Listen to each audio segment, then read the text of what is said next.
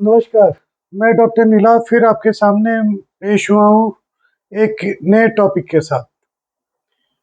आज से हम शुरू कर रहे हैं रीजनल ऑर्थोपेडिक्स, यानी शरीर के अलग अलग हिस्सों में जो प्रॉब्लम्स होती हैं उसके बारे में डिस्कस करेंगे। हमारा आज का टॉपिक है गर्दन का दर्द। काफ़ी बड़ा टॉपिक है और ये हमें कई वीडियोस में कवर करना पड़ेगा। तो आज हम ये शुरुआत करते हैं कि गर्दन का क्या स्ट्रक्चर होता है और इसमें दर्द के क्या क्या कारण हो सकते हैं। क्योंकि जब ये पता होता है फिर उसके आगे ट्रीटमेंट आसान होता है। जो गर्दन जो हमारा बनता है, ये पोजीशन को हम गर्दन कहते हैं, जो हेड के नीचे से शुरू होता है और ये आपके चेस्ट के ऊपर खत्म हो जाता है। अगर हम इसमें देखें तो ये हेड का हिस्सा है। यहाँ से 7 हड्डियां होती हैं जो सर्वाइकल वर्टेब्री कही जाती हैं। 1 2 3 4 5 6 7, यहाँ तक का जो हिस्सा है ये सर्वाइकल वर्टेब्री है जो गर्दन को सपोर्ट देती है। इनके स्ट्रक्चर पे अगर हम आते हैं स्पाइन के या वर्टेब्री के, तो ये इसके दो पार्ट होते हैं, एक आगे का हिस्सा एक पीछे का हिस्सा। ये आगे का हिस्सा है जो ये बॉडी को हाइट दे रहा है और सपोर्ट दे रहा है, और ये पीछे का हिस्सा है जो कनेक्टेड होता है। आगे के हिस्से में जो वर्टेब्री होती हैं वो डिवाइडेड होती हैं, सेपरेटेड होती हैं, उसे हम डिस्क कहते हैं। डिस्क एक कार्टिलेजिनस स्ट्रक्चर होता है जिसकी वजह से स्पाइन में लचीलापन होता है, जो मूवमेंट होता है। हड्डी में कोई मूवमेंट नहीं हो सकती, जो भी मूवमेंट होती है ये डिस्क के स्पेस पे होता है। ये जो गर्दन के पीछे का हिस्सा है ये पोस्टीरियर आर्च भी कहा जाता है। तो आगे का हिस्सा और पीछे का हिस्सा दोनों मिलके बीच में एक कैनाल बनाते हैं। इसी कैनाल से हमारा स्पाइनल कॉर्ड ब्रेन से निकल के क्रॉस करता है, नीचे की तरफ आता जाता है, जो हर लेवल पे एक लेफ्ट साइड और एक राइट साइड ब्रांचेज अपने देते जाता है, जो शरीर के अलग अलग हिस्से को सप्लाई करते हैं। तो अगर हम भीतर के हिस्से को देखें गर्दन में, तो स्पाइनल वर्टेब्री है, स्पाइनल कॉर्ड है और डिस्क है। इसके ऊपर बहुत ही स्ट्रांग मसल्स होती हैं जो इसको चारों तरफ से कवर करके रखती हैं, सपोर्ट दे के रखती हैं, और जो हेड को बाकी बॉडी से कनेक्ट करती हैं। इसका क्या क्या फंक्शन है? जो गर्दन होता है इसके दो फंक्शन होते हैं। हमारे शरीर का सबसे भारी हिस्सा हेड होता है, तकरीबन 2 kg के आसपास का होता है। इस हेड को सपोर्ट करने का काम गर्दन का होता है। ये इसे सपोर्ट भी देता है और इसे बाकी ट्रंक से अटैच भी करता है। एट द सेम टाइम ये मूवमेंट भी सारी जो होती है ये नेक से होती है। नेक में हमारी मूवमेंट जो होती है, एक अप एंड डाउन मूवमेंट होती है, जो नॉडिंग मूवमेंट हुई, साइड बेंडिंग होती है, लेटरल फ्लेक्शन कहते हैं, साइड रोटेशन होता है जिससे हम पीछे की तरफ देखते हैं, इसे लेटरल रोटेशन कहा जाता है, और कंप्लीट सर्कुलर मूवमेंट। ये सारी मूवमेंट जो 4 तरह की मूवमेंट है ये गर्दन पे होती है। आप ये सोच सकते हैं कि गर्दन कितना लचीला है और कितनी मूवमेंट इसमें है, जो रीढ़ की हड्डी में और कहीं भी इतनी ज़्यादा मूवमेंट और इस रेंज में नहीं होती। इसमें जो प्रॉब्लम्स होती हैं ये प्रॉब्लम हम कई तरीके से डील कर सकते हैं। एक तो हम बाहर से अंदर की तरफ चल सकते हैं स्ट्रक्चर्स में कि कहाँ क्या प्रॉब्लम होती है, और दूसरा जो एट्रोजेनिक क्लासिफिकेशन होती है कि कब हुआ कैसे हुआ, उसके हिसाब से भी हम चल सकते हैं। जो बच्चों में प्रॉब्लम होती है गर्दन में, वो 2 तरह की प्रॉब्लम होती है। एक तो टॉर्टिकोलिस कहा जाता है। टॉर्टिकोलिस में जो हेड को मसल्स अटैच करते हैं, ये 2 मसल्स होते हैं, ये अटैच करते हैं, स्टेंडोक्लीडोमास्टाइड मसल कहते हैं। ये एक तरफ जो मसल होता है वो शॉर्टेंड हो जाता है, तो बच्चे का सर जो है यूं टेढ़ा हो जाता है, ये उस तरफ खिंचता है, ये इस तरफ छोटा होता है, इसे टॉर्टिकोलिस कहा जाता है। ये पैदाइश होता है। वैसे ही ये रीढ़ की हड्डियों का टेढ़ापन होता है जो स्कोलियोसिस कहा जाता है, ये भी पैदाइशी होता है, जो धीरे धीरे जैसे जैसे बच्चा बढ़ता जाता है ये भी बढ़ता जाता है। वैसे ही कोई भी पेनफुल लिम्फ नोड्स हो या कोई भी प्रॉब्लम हो, तो उसकी वजह से भी, दर्द की वजह से गर्दन टेढ़ा हो जाता है। ये मस्कुलर अगर हम बात करें तो जब ओवर स्ट्रेंड हो जाता है, जैसे अगर आप लैपटॉप पे ज़्यादा रहते हैं या आप मोबाइल पे ज़्यादा रहते हैं, एक पोजीशन पे ज़्यादा रहते हैं, तो गर्दन पे स्ट्रेन काफ़ी आता है, जिसकी वजह से धीरे-धीरे गर्दन में दर्द आना शुरू होता है। इसे टेक नेक भी कहा जाता है। जब कभी सीधा ठंड लग जाती है, जैसे आपके चेयर के ठीक पीछे एसी हो, एसी की हवा डायरेक्ट लग रही हो और मौसम चेंज हो रहा हो, एसी काफ़ी ठंडा रखा हो आपने, तो ये मसल स्पैज़म में चला जाता है, उसमें भी नेक पेन आना शुरू हो जाता है। ये सारे मस्कुलर होते हैं।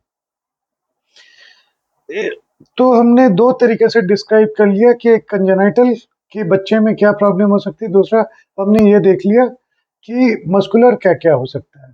अब हम भीतर की तरफ आते हैं, तो कंजेनाइटल के बाद डेवलपमेंटल आता है कि बच्चा जब बड़ा होता है तो स्कोलियोसिस जैसे है वो बढ़ता चला जाता है।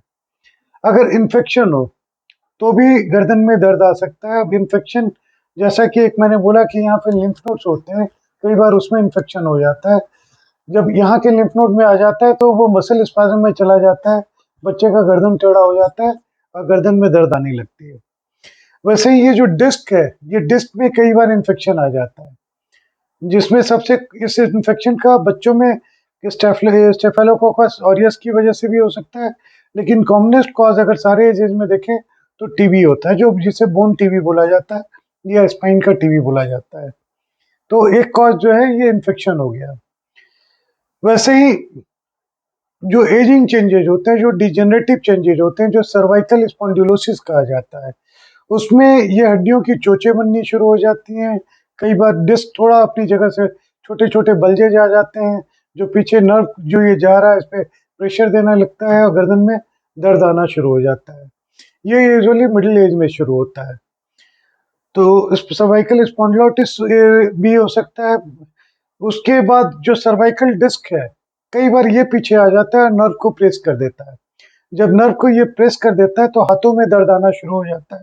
कई बार पैरों में कमजोरी आनी शुरू हो जाती है, क्योंकि पैरों का भी सारा नस यहाँ नेक से निकल के ही नीचे की तरफ जाता होता है। तो अगर गर्दन में डिस्क की प्रॉब्लम है तो एक तो लोकल आपके हाथ में प्रॉब्लम आ सकती है, दर्द आ सकता है, सूनापन आ सकता है, झनझनाहट आ सकती है, कमजोरी आ सकती है। और दूसरा नीचे की दबाव की वजह से पैरों में लड़खड़ाहट आ सकती है, चाल चलने में इम्बैलेंस हो सकता है, पैरों में कमजोरी आ सकती है। वैसे ही ये जो बोन है इसके अंदर कई बार ट्यूमर होते हैं। जो कुछ-कुछ ट्यूमर जो होते हैं ये प्रॉब्लम भी कर देते हैं। अब जो सबसे कॉमन जो होता है पेन होता है।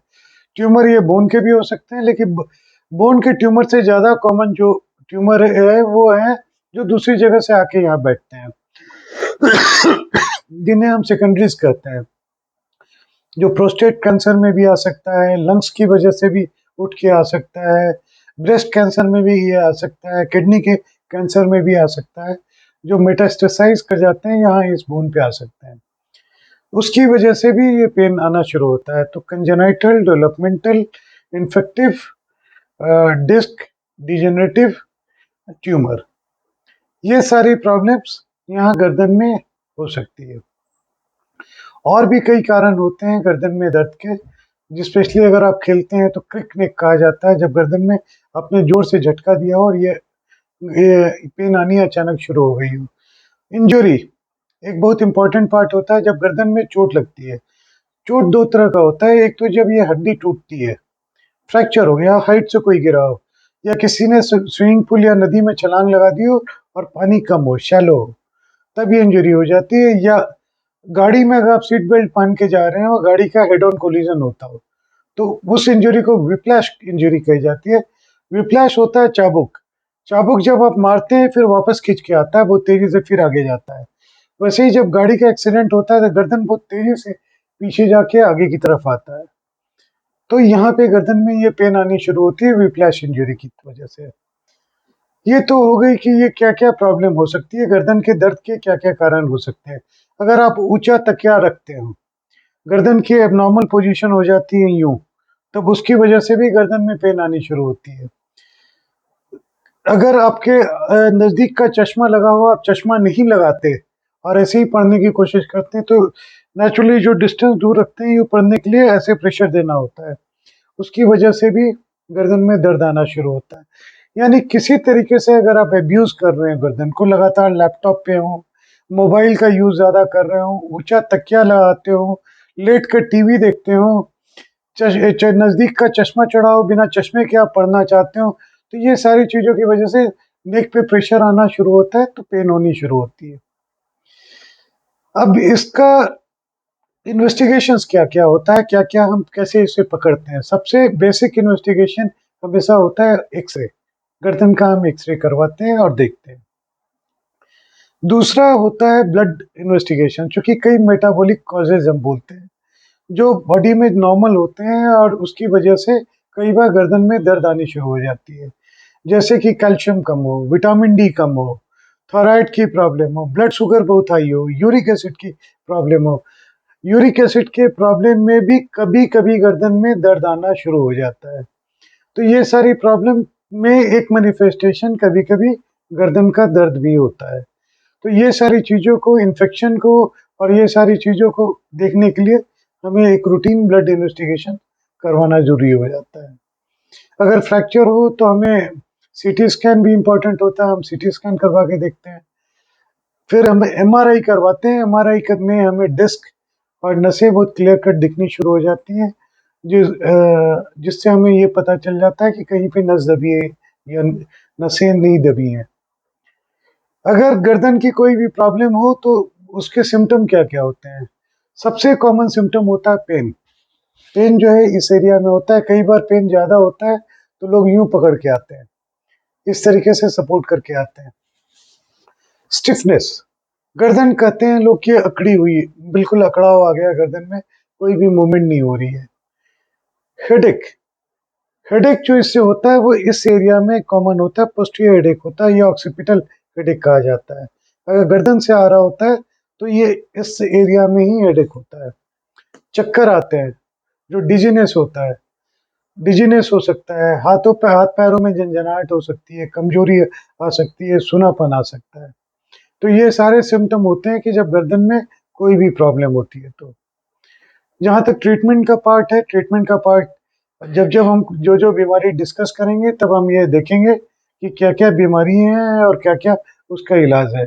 क्योंकि हर प्रॉब्लम का एक अलग इलाज होता है, बस एक कॉमन गर्दन का पेन जो है ये कॉमन चीज़ है। लेकिन ये जैसा कि हमने डिस्कस किया उसके कारण सैकड़ों हैं। जो सैकड़ों कारण है तो उसके सैकड़ों के अलग-अलग इलाज होते हैं। जैसे कि अगर हम बात करते हैं टेक्निक, जो टेक्निक होता है, जो लैपटॉप पे ज़्यादा देर काम करने से होता है, उसका इलाज होता है कि हम इसे फर्मेंटेशन के लिए बोलते हैं, कि हॉट फर्मेंटेशन दें, एक्सरसाइज़ेज़ शुरू करवाते हैं, पेन किलर देते हैं, कोई जेल लगाने के लिए देते हैं, इससे ये ठीक हो जाता है। वैसे ही जैसे हमने एक बात करी तो टॉर्टिकोलिस की, जिसमें ये बच्चे का ये मसल टेढ़ा हो जाता है, तो उसका इलाज सिर्फ़ और सिर्फ़ ऑपरेशन होता है। तो हर बीमारी का एक अलग इलाज होता है। ये एक ऐसा नहीं है कि सारे प्रॉब्लम की का इलाज जो है सिर्फ़ दवाइयाँ ही हैं, दवाइयों से ठीक हो जाएगा। तो हम जैसे-जैसे अलग-अलग बीमारियाँ डिस्कस करेंगे, हम उसके इलाज के बारे में बात करते चलेंगे। अगले बार जब हम मिलेंगे तो हमारा टॉपिक होगा सर्वाइकल स्पॉन्डिलोसिस, जो एक बहुत ही कॉमन प्रॉब्लम है। इस पे अगली बार हम चर्चा करेंगे। तब तक के लिए नमस्कार।